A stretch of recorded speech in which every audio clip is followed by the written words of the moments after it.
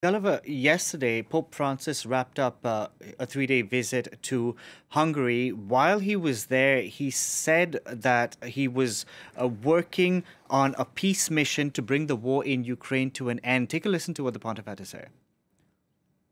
Si parla di questo. We talked about this because everyone's interested in the road to peace. I'm willing. I'm willing to do whatever needs to be done.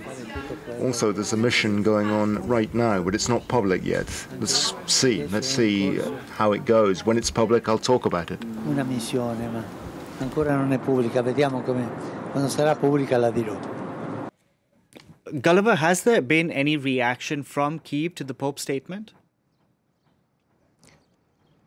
Well, I haven't seen any official reaction, but the reaction generally among Ukrainians is one of anger and to some degree despair at the Pope's naivety. I mean, he met there in Budapest with Metropolitan Ilarion from the Russian Orthodox Church, who is a close associate of Patriarch Kirill, who openly supports the Russian invasion of Ukraine, is close to Putin and is himself a former agent of the Russian security services. These people are regarded by Ukrainians as absolutely their enemy, as representatives of the Russian authorities, and not people who should be seen in any way actually as representatives of any religion worthy of that name. So the very fact that Pope Francis met with him was met with disdain by Ukrainians. If he is working on some kind of plan that he thinks by being friendly to these representatives of the Russian Orthodox Church, he can perhaps push them towards pushing Putin towards some kind of peace deal. I think most Ukrainians would think that's